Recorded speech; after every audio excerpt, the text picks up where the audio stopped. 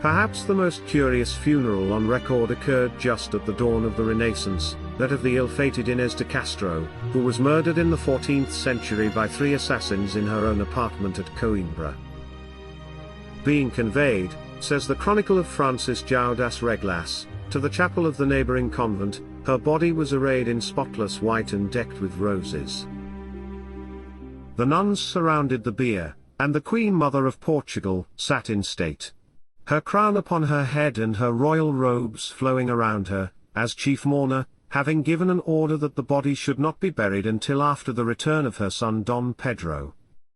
When he did come back, he was transported with grief and anger at the foul murder of his consort, and, throwing himself upon the corpse, clasped it to his heart, covered its pale lips, its hands, its feet with kisses, and, refusing all consolation, remained for 30 hours with the body clasped in his embrace. At last, being overcome with fatigue, the unhappy prince was carried away senseless from the piteous remains of his most dear Inés, and they were consigned to the grave. It was his father who had instigated the murderers to commit their foul deed, and this determined Pedro to take up arms against him, and Portugal was desolated by civil war.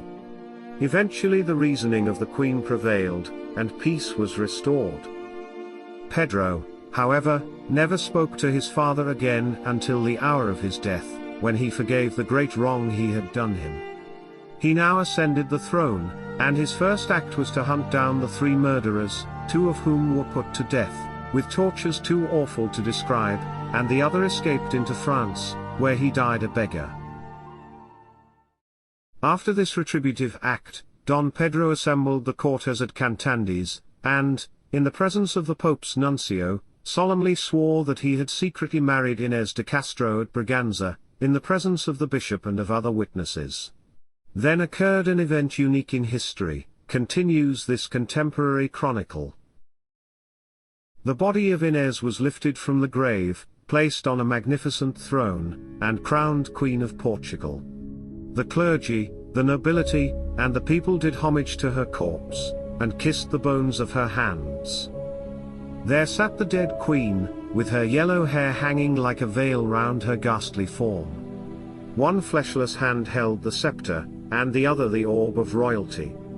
At night, after the coronation ceremony, a procession was formed of all the clergy and nobility, the religious orders and confraternities, which extended over many miles, each person holding a flaring torch in his hand, and thus walked from Coimbra to Alcobaça, escorting the crowned corpse to that royal abbey for interment.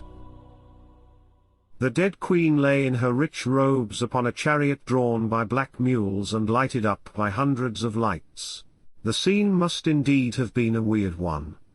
The sable costumes of the bishops and priests, the incense issuing from innumerable censers, the friars in their quaint garments, and the fantastically attired members of the various brotherhoods, some of whom were dressed from head to foot entirely in scarlet, or blue, or black, or in white, with their countenances masked and their eyes glittering through small openings in their cowls, but above all, the spectre-like corpse of the Queen, on its car, and the grief-stricken king, who led the train.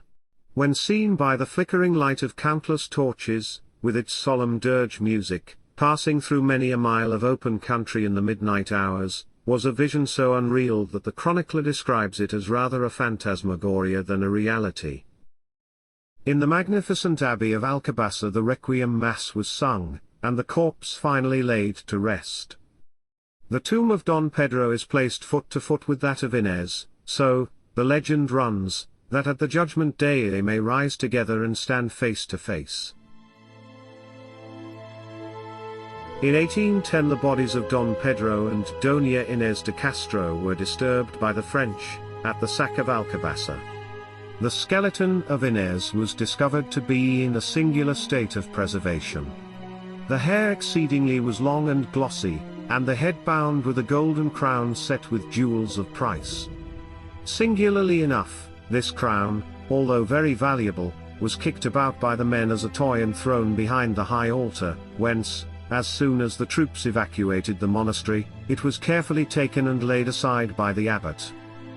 Shortly afterwards it again encircled the unhappy queen's head, when, by order of the Duke of Wellington, the remains were once more replaced in the tomb, with military honors.